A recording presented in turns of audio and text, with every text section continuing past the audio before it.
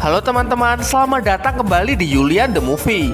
Berbeda dari video-video sebelumnya, pada kesempatan kali ini saya tidak akan membahas mengenai serial yang memiliki banyak episode.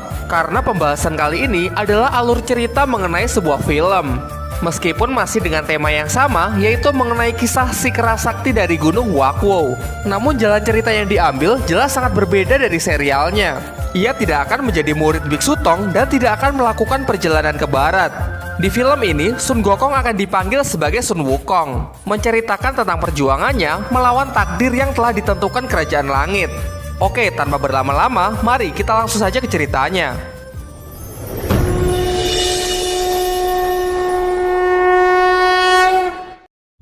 Kerajaan Langit, suatu sistem pemerintahan yang sangat otoriter.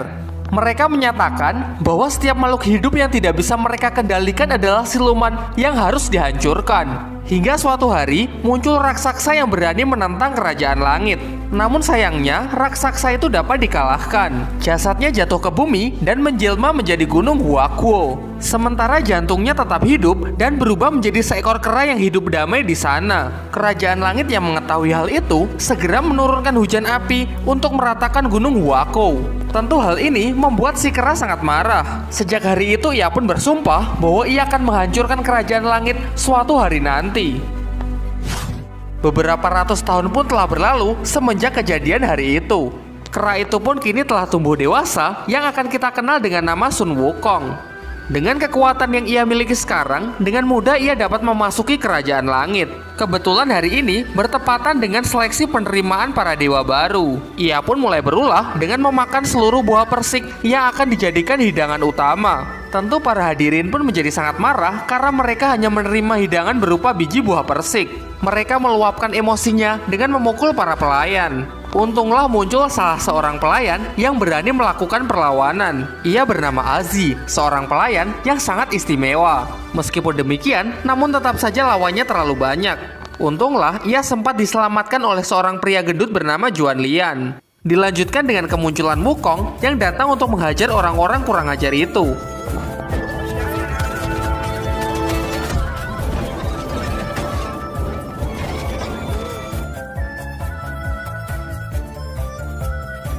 Kehebohannya ini mengundang para pasukan langit. Kemudian ia mengeluarkan toya sakti dari telinganya untuk mengalahkan mereka semua.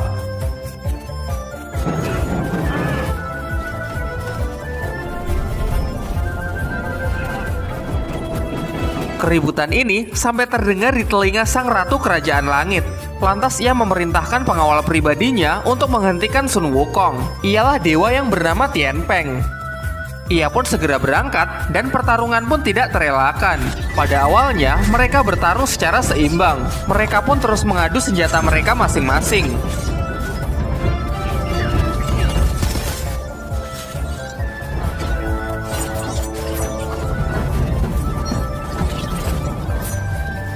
Namun seiring berjalannya waktu, Sun Wukonglah yang terlihat lebih unggul. Ia memperbesar toya saktinya untuk menghentikan serangan Tian Feng dan meratakan tempat itu. Hingga akhirnya seorang dewa pun datang untuk menghentikan serangan Sun Wukong. Ia bernama Yang Qian yang lebih dikenal dengan nama Dewa Erlang.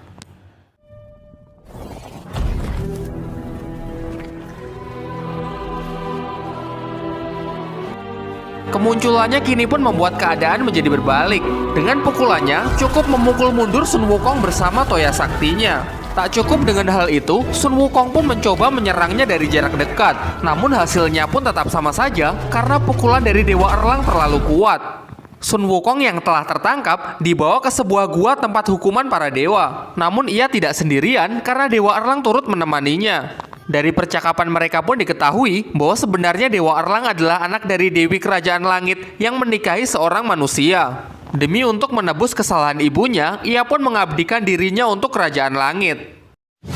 Sementara itu, Azi pergi menemui sang ratu demi meminta pengampunan untuk Dewa Erlang. Menurutnya ia tidak bersalah dan tidak sepantasnya turut menerima hukuman. Dari sini juga diketahui bahwa Azi sebenarnya adalah putri dari sang ratu. Karena melakukan suatu kesalahan, ia pun menghukumnya untuk menjadi pelayan selama 100 tahun. Dengan mengabulkan permintaan dari putrinya, akhirnya ia pun bersedia untuk membebaskan Dewa Erlang. Sedangkan untuk Sun Wukong, ia diberikan sebuah mahkota yang digunakan untuk mengekangnya. Dan benar saja, ketika mantra dibacakan, ia pun mulai merasa sangat kesakitan. Aziz yang menyaksikan hal itu kemudian meminta alat yang digunakan untuk mengendalikan mahkota tersebut dan berjanji bahwa mulai sekarang ia akan mengambil tanggung jawab untuk mendisiplinkan Sun Wukong. Ratu mempercayainya sehingga kini Sun Wukong sepenuhnya diserahkan kepada Aziz. Sekilas kita juga diperlihatkan flashback sesaat setelah Gunung Huako dihancurkan, di mana Sun Wukong berhasil selamat yang kemudian dirawat oleh seorang kakek. Diceritakan setelah dibebaskan, Ratu mencoba membangkitkan kekuatan dari Dewa Erlang, yaitu kekuatan dari mata ketiganya. Namun hal itu tidak berjalan lancar karena mengharuskan menghilangkan emosi dan perasaan Dewa Erlang. Sementara ia masih belum bisa berhenti memikirkan ibunya dan Aziz yang merupakan sahabatnya sejak kecil. Kita kembali ke tempat Wukong. Di sana Aziz merawatnya, memotong rambut dan mencuci pakaiannya. Dari sini juga diketahui bahwa ternyata Aziz menyimpan rasa kepada Wukong.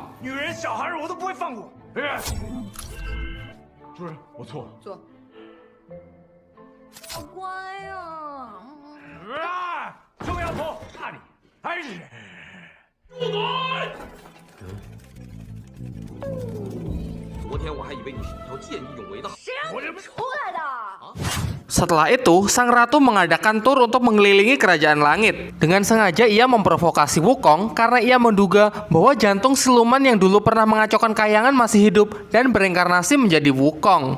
Wukong pun terpancing sehingga dia mencuri kunci untuk membuka gerbang cincin takdir. Namun ketika ia hendak menyusup, ternyata Dewa Erlang sudah berada di sana untuk menghadangnya.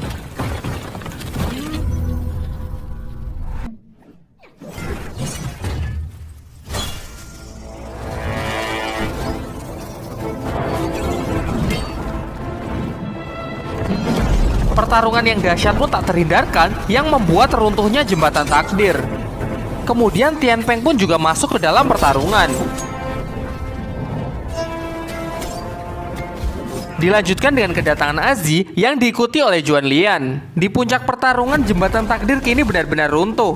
Alhasil mereka semua pun terjatuh ke bumi dan kehilangan seluruh kekuatan dewanya.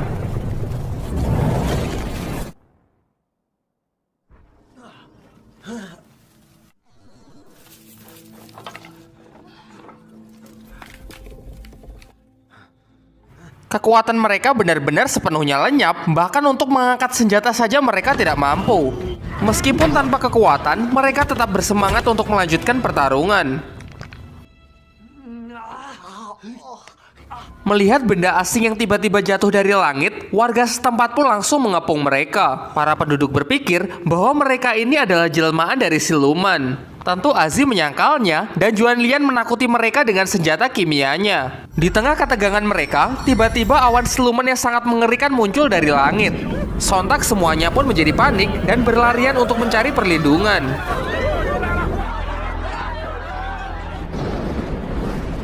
Awan siluman ini mempunyai kemampuan untuk menarik seseorang ke arahnya. Ketika semua orang telah berlindung, ada seorang anak yang tertinggal. Untunglah dari belakang muncul seorang gadis yang datang untuk menyelamatkannya. Tian Peng yang menyaksikan dari jauh melihat bahwa gadis itu sangat mirip dengan kekasihnya yang telah lama pergi. Ia bernama Ayu yang diusir dari kerajaan langit akibat melakukan suatu kesalahan. Namun usaha gadis itu sia-sia karena tidak ada yang dapat menghentikan amukan dari siluman awan. Kemudian Tian Peng langsung berlari dan mengorbankan dirinya demi untuk menyelamatkan gadis dan anak itu. Di detik-detik terakhirnya, untunglah Sun Wukong bersama Dewa Erlang datang membantunya. Kemudian Juan Lian memerintahkan Aziz untuk menembakkan senjata kimianya ke arah awan siluman itu. Ternyata senjata Juan Lian memiliki kemampuan untuk membekukan udara. Kini Tian Peng pun berhasil diselamatkan dan awan itu juga berhasil untuk diusir. Kemudian Wukong dan Dewa Erlang pun diikat karena mereka dianggap sebagai ancaman. Singkat cerita, mereka pun mengetahui kalau siluman awan sudah kerap datang ke tempat ini. Mereka sering menculik warga dan telah menghabiskan seluruh persediaan air. Karena hal ini, mereka telah kehilangan sumber makanan karena tak mampu menanam padi. Dari sini juga diketahui bahwa tempat ini dahulu merupakan Gunung Huaguo. Sementara itu, kini Tian Peng tengah dirawat oleh gadis yang mirip Ayu. Tian Peng pun menjadi sangat yakin karena gadis ini memiliki batu meteorit yang hanya dimiliki oleh Ayu. Namun ia tidak dapat mengingat apapun dan mengatakan kalau ia sudah memiliki batu itu sejak kecil. Sebenarnya Tian Peng ingin menunjukkan batu yang ia miliki. Namun sayangnya kemarin batu tersebut tersedot oleh siluman awan. Di waktu yang bersamaan, tiba-tiba Erlang dimarahi oleh seorang ibu yang memiliki masalah dengan ingatannya. Ibu-ibu tersebut menganggap bahwa Dewa Erlang adalah anaknya yang telah meninggal. Singkat cerita, mereka sepakat untuk menetap demi menyelamatkan warga desa dari ancaman siluman awan. Pertama, mereka membuat sebuah meriam dengan peluru potasium nitrat guna untuk membekukan siluman awan. Wukong dan Erlang juga meminta Juan Lian untuk dibuatkan senjata dengan efektivitas dan akurasi yang lebih tinggi. Dari sini Erlang juga sudah menyadari mengenai kedekatan antara Wukong dan Azi. Namun tiba-tiba ia dipanggil oleh ibu-ibu yang memarahinya kemarin. Di sana ibu-ibu itu memberikan Erlang sebuah kentang manis yang padahal hanya sebuah batu. Ternyata ia masih menganggap kalau Dewa Erlang adalah putranya yang telah meninggal.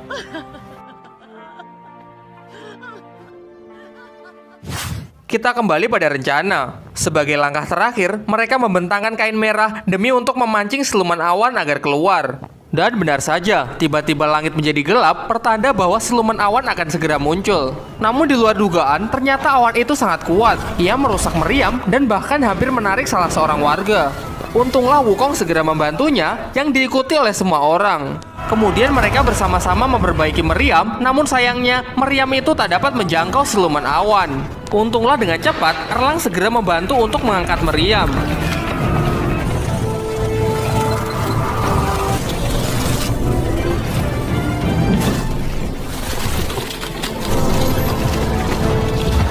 Dengan ini, akhirnya siluman awan pun berhasil ditangkap. Selang beberapa waktu, hujan pun turun di Gunung Huakuo. Tentu saja, semua orang menyambutnya dengan penuh sukacita. Di sini, Tian Peng juga berhasil mendapatkan batunya kembali.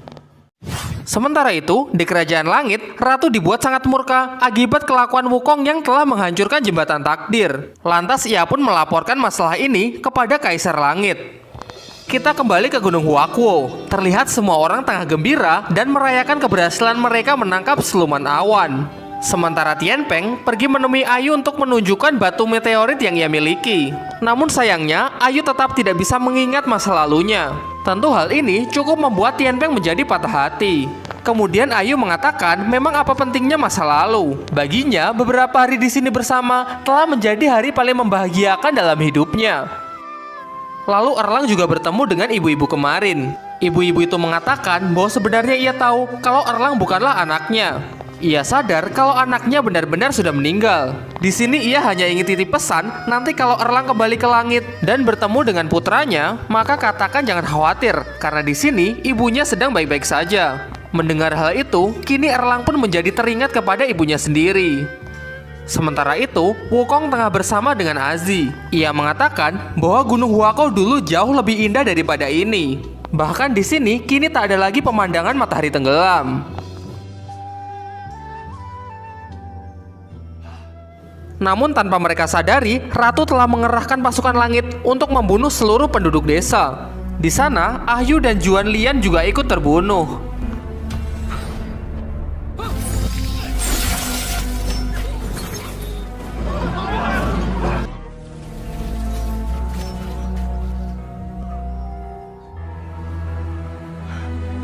Tentu saja, pembantaian ini membuat Wukong menjadi sangat marah.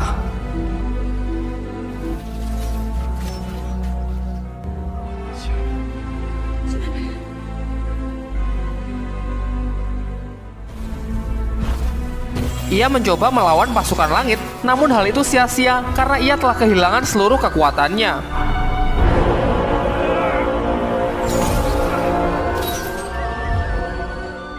Kemudian sang ratu mengatakan bahwa seharusnya warga desa sudah mati sejak kemarin. Campur tangan dari kalian hanya akan membuat mereka mendapatkan harapan palsu. Hal ini juga merupakan pembelajaran bagi mereka bahwa mereka tidak bisa mengubah takdir. Setelah itu, ratu membawa mereka kembali ke kerajaan langit untuk menerima hukumannya. Wukong yang dihukum mati tetap menahan rasa sakit karena ia masih ingin hidup. Ia masih memegang janji yang harus ia penuhi, yaitu membawa Azi untuk melihat matahari tenggelam di Gunung Huakuo. Karena tak tega melihat kondisi Wukong, Azi pun membohonginya agar ia mau menyerah.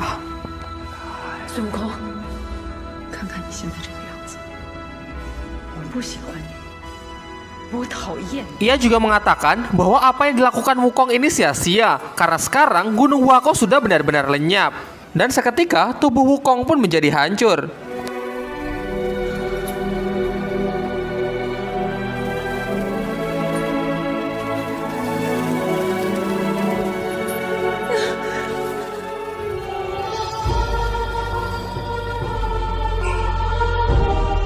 Sementara jantung abadi milik Wukong kini berada di tangan sang ratu. Ia pun menggunakannya untuk membangkitkan mata ketiga dari Dewa Erlang. Azi juga sudah selesai dengan hukumannya dan kini ia kembali menjadi dewa. Di sisi lain, ternyata jantung abadi milik Wukong hanyalah sebuah simbol. Syalnya yang dibuang Azi ke bumi jatuh ke Gunung Wako dan berhasil ditemukan oleh gurunya. Singkat cerita, menggunakan benda itu, kini Wukong pun berhasil dibangkitkan kembali.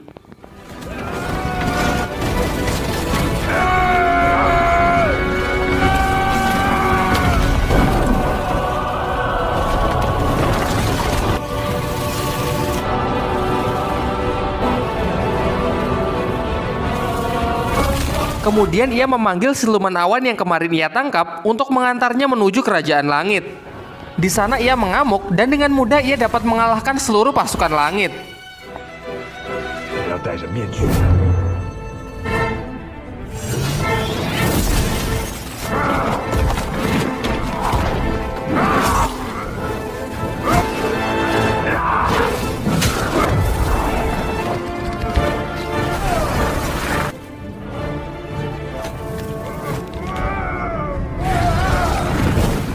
Tiba-tiba Tian Peng datang membantunya karena ia memiliki perasaan yang sama terhadap kerajaan langit. Sementara itu, ternyata Azi melanjutkan perjuangan Wukong untuk menghancurkan cincin takdir. Namun sayangnya sang ratu mengetahuinya sehingga ia membunuh Azi. Wukong yang merasakannya langsung pergi menuju lokasi.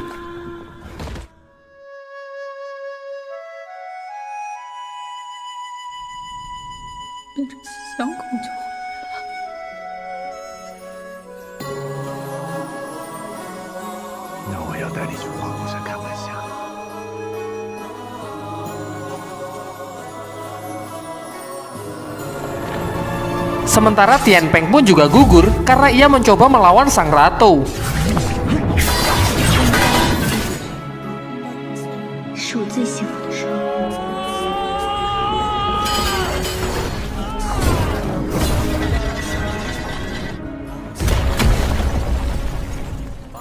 Wukong lalu menggabungkan mahkota dengan tongkatnya sebagai bentuk semangat Azi.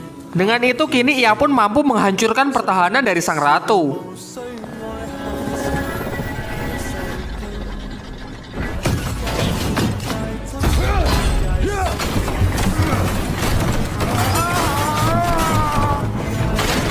Kemudian sang ratu menggunakan Erlang yang telah membangkitkan mata ketiganya untuk bertarung melawan Wukong. Dengan perginya orang-orang yang ia sayangi, kini ia pun berhasil menghilangkan seluruh perasaannya.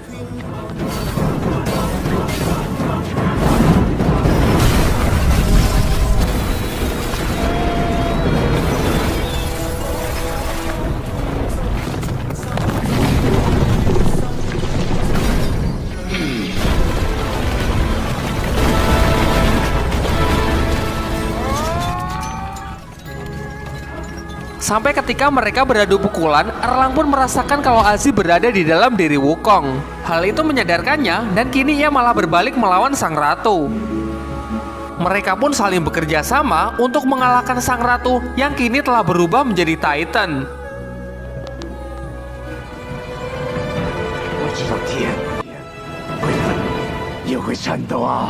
Sampai pada akhirnya, sang ratu pun dapat dikalahkan.